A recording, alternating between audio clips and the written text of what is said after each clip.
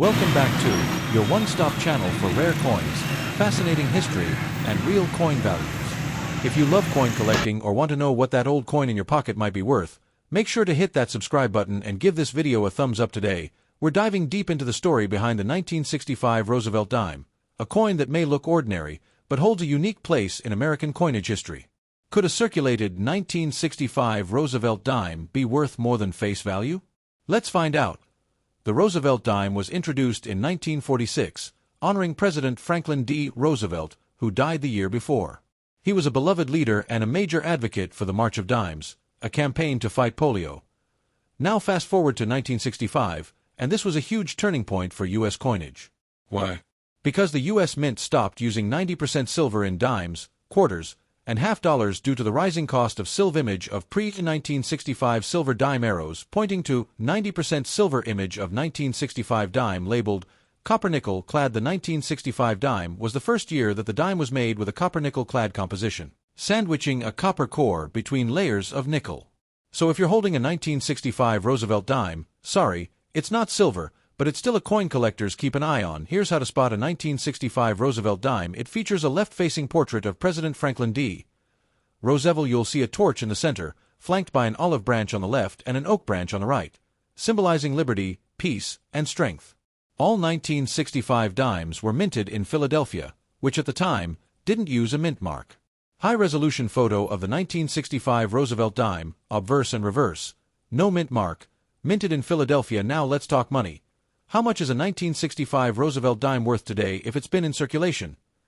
In average circulated condition, a 1965 Roosevelt dime is typically worth 10 cents. Its face value on-screen text animation average value, 10 cent. Look for these rare errors. While most circulated 1965 dimes are worth just face value, error coins and special varieties can fetch big bucks. Here are a few to watch, for this is one of the most sought-after errors. Some 1965 dimes were mistakenly struck on leftover 90% silver planchets from 1964. These can sell for $3,000 to over $10,000, depending on condition. This error shows a missing section, like a bite taken out of the coin, around $10 to $50 or more. Based on size and condition, if the image is shifted off the center, especially with visible dates, the coin can be worth $20 to $150. While rare for this year, any signs of doubling in the lettering or date could increase the value. Asterisk on screen images. Photos of each error type. Text boxes showing estimated values. If you're a collector or just starting out, here's how to spot and protect your valuable 1965 dimes. Always inspect your change closely with a magnifier. Weigh the coin. Silver dimes weigh 2.5 grams. While clad ones weigh 2.27 grams. Store potential valuable coins in coin holders to prevent wear. Photograph your finds and consider getting them graded by PCGS or NGC if you suspect they're rare. So while the typical 1965 Roosevelt dime ** might not make you rich, if you're lucky enough to spot one of these rare errors, you could have a valuable treasure. That's all for today's dive into the 1965 Roosevelt dime. Who knew such a small coin could have such a big story? To truly understand the 1965 Roosevelt dime, we need to go back in time, not just to 1965, but a little further. After President Franklin D. Roosevelt passed away in 1945, the U.S. government wanted to honor his legacy. He wasn't just the only president elected 4 times. He was also a key figure in the fight against polio and a strong supporter of the March of Dimes. That's where the dime connection comes from. So, in 1946, the U.S. Mint replaced the winged Liberty head dime, commonly known as the Mercury dime, with a new design featuring Roosevelt's portrait.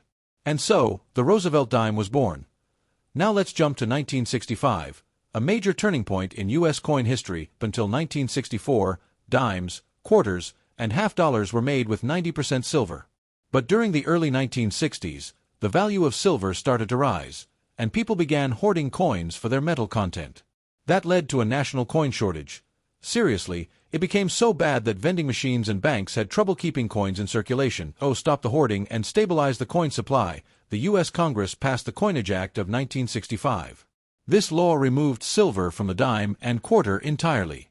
Starting that year, the Roosevelt dime was made from a copper-nickel clad composition, a layer of copper sandwiched between 2 layers of nickel. During this transition, some unusual things happened. The U.S. Mint was producing the new copper-nickel dimes, but some leftover silver planchets from 1964 accidentally got used. This led to one of the most valuable error coins in American history. The 1965 Roosevelt dime struck on a silver planchet. Collectors are always on the lookout for this rare mistake because it can be worth thousands of dollars today.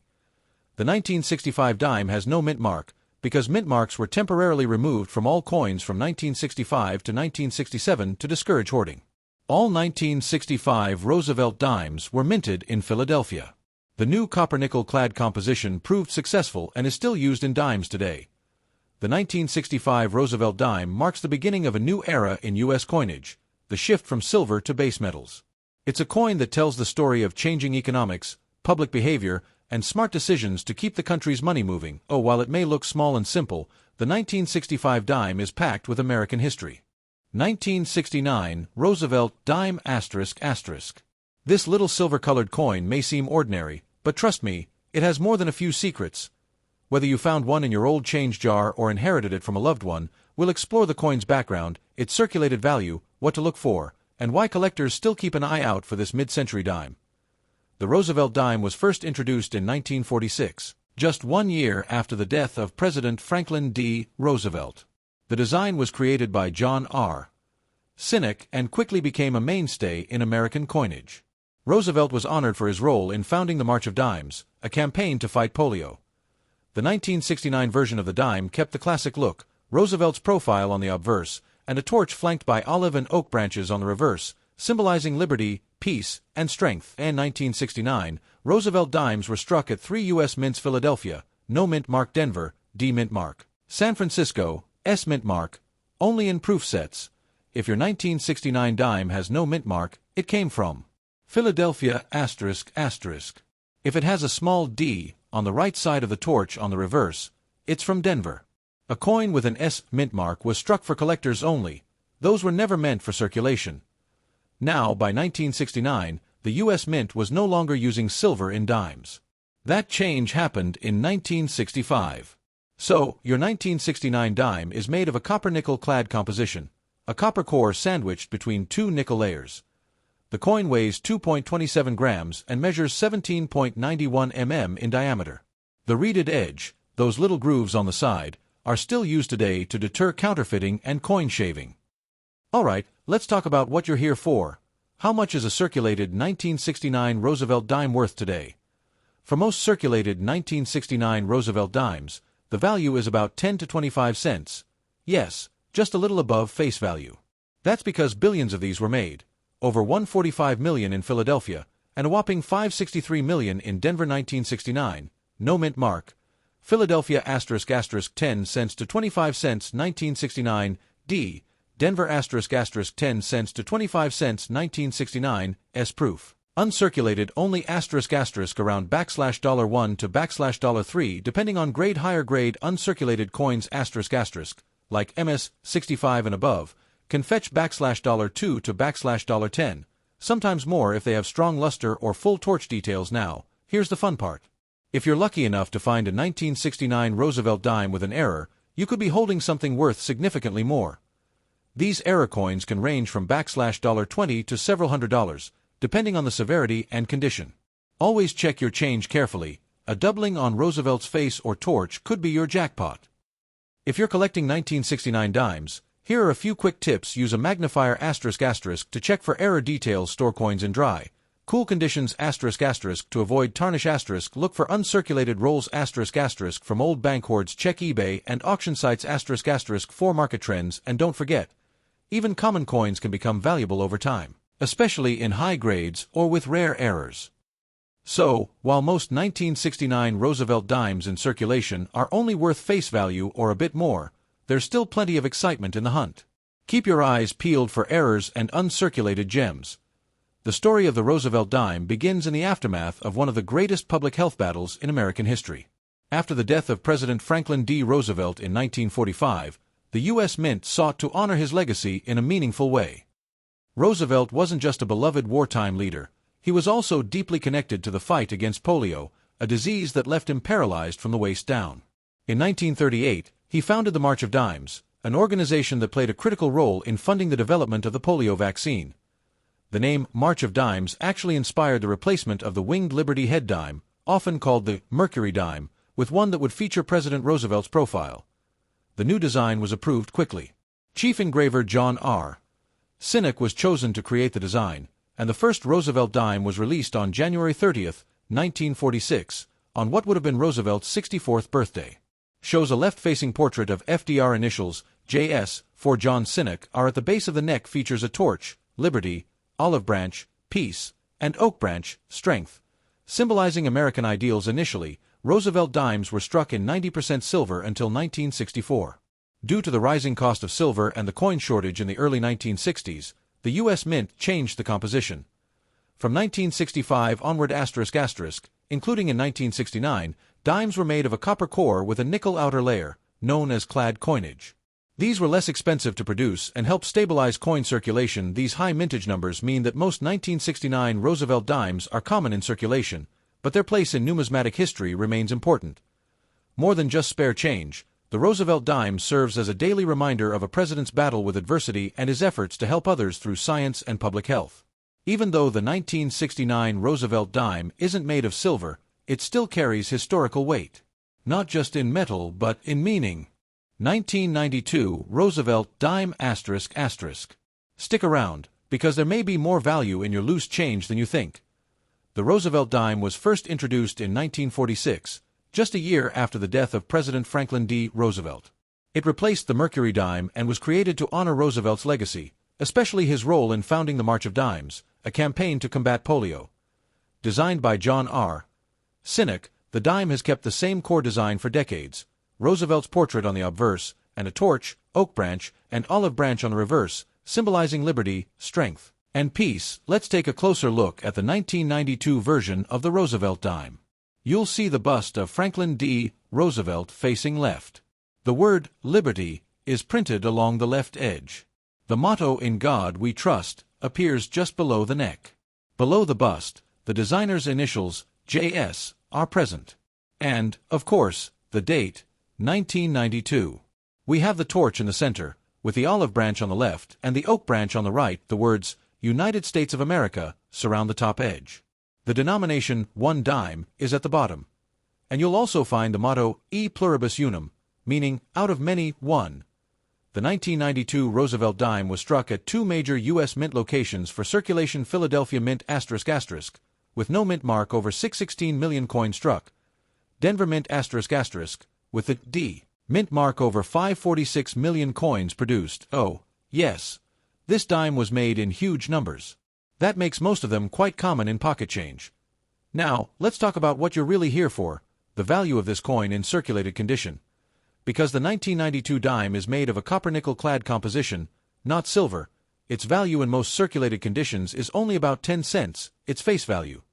But wait, there's a twist. If your 1992 dime is in uncirculated or high mint state condition, like MS-65 or higher, it can be worth $1 to $3, sometimes even more, depending on the quality.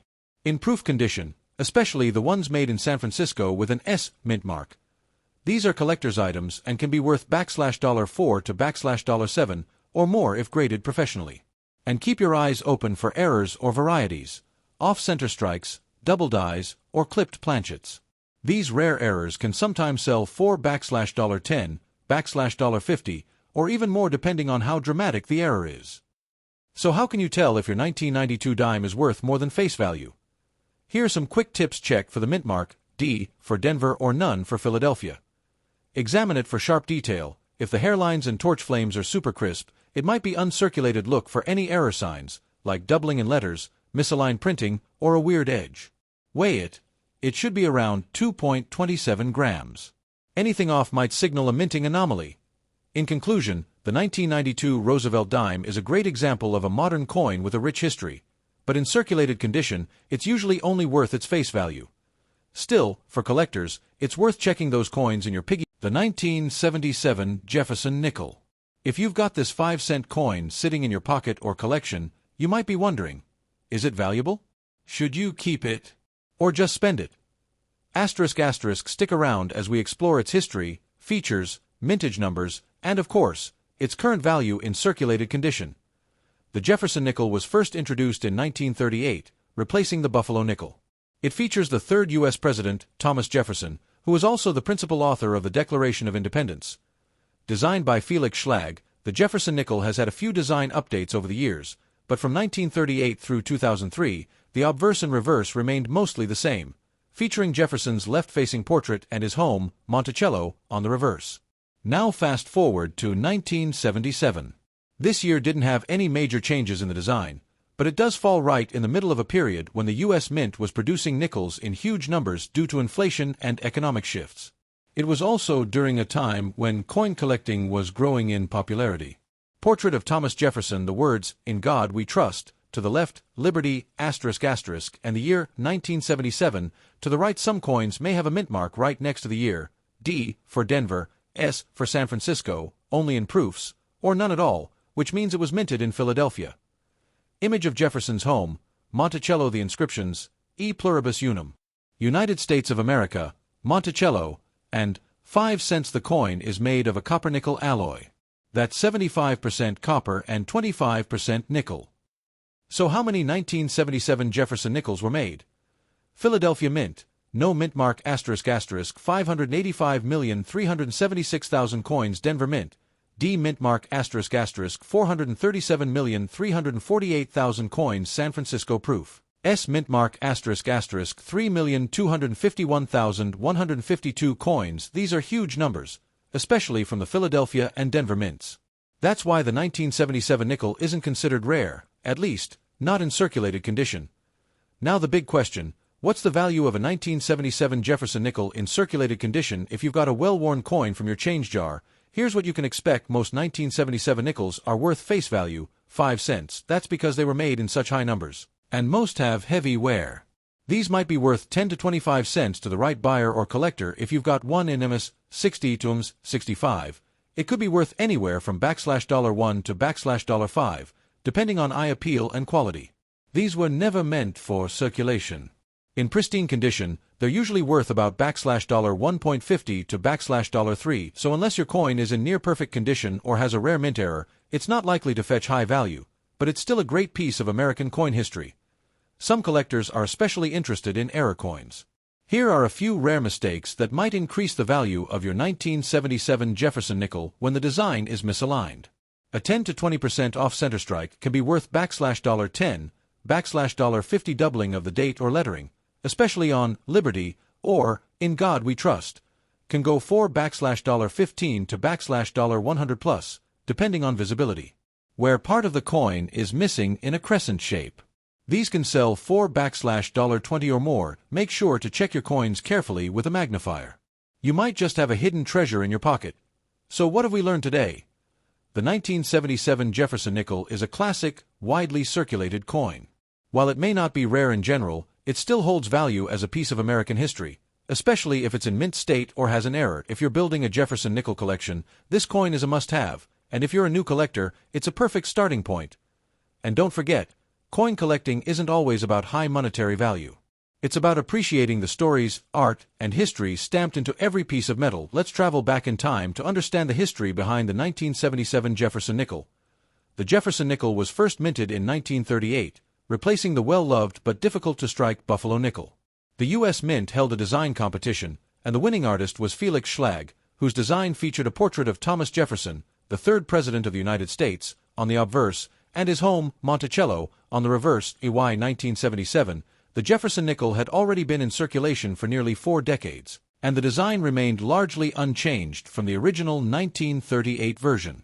This was still the Cold War era, and the United States was also experiencing inflation and economic shifts that increased demand for coinage, including nickels.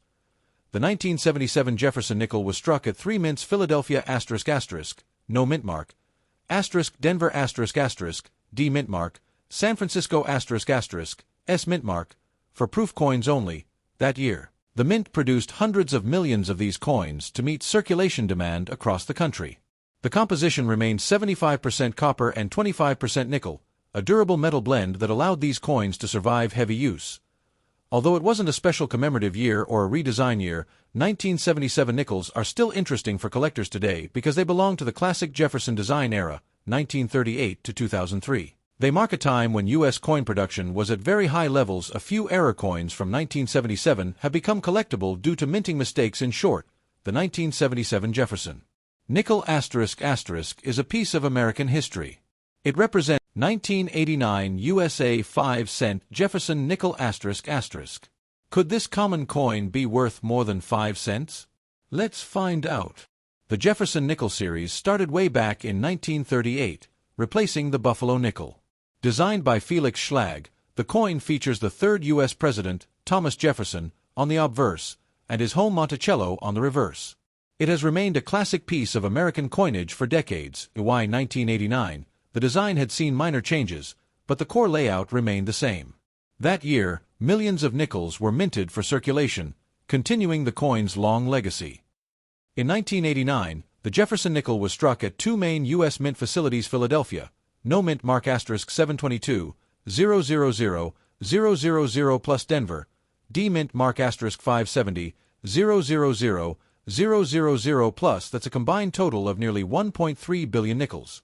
So yes, it's a very common coin, but that doesn't mean there's no value to be found. The obverse, front, features Jefferson's left-facing portrait with the inscriptions "In God We Trust" on the left, "Liberty," and the date 1989 on the right. The reverse, back, shows Monticello with the words "E pluribus unum" above, and United States of America, 5 cents. Even though this coin is nickel-colored, it's made of a 75% copper and 25% nickel composition. Alright, let's get to the part everyone's been waiting for. How much is your 1989 nickel worth today? In circulated condition, here's what you can expect, but if you have a high-grade, mint state coin with full steps on Monticello's staircase, it could sell for $10 to $25 or even more, depending on the buyer. If you're collecting 1989 nickels, here are a few quick tips. Use a magnifier *** to check for steps on Monticello. Full steps equals more value. Avoid cleaning your coin.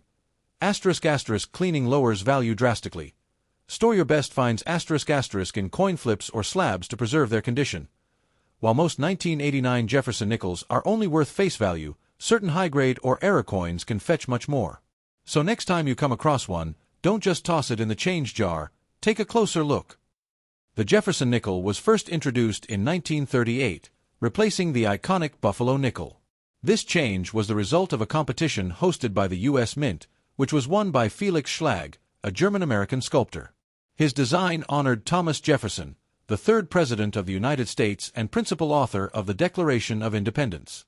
Features a left-facing portrait of Jefferson.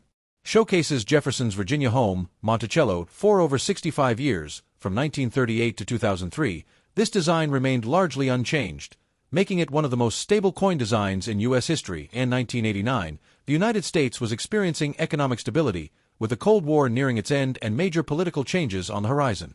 While not a significant numismatic year in terms of design or composition changes, 1989 still saw a high output of Jefferson nickels to meet demand for circulating coinage. Here's what makes 1989 important in the timeline of the Jefferson nickel high mintage year ***. Over 1.2 billion nickels were produced in total. No major changes in design or composition occurred.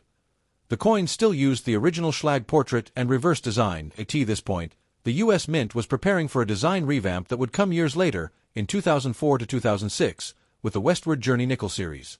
But in 1989, it was business as usual, continuing the legacy of the classic Jefferson nickel.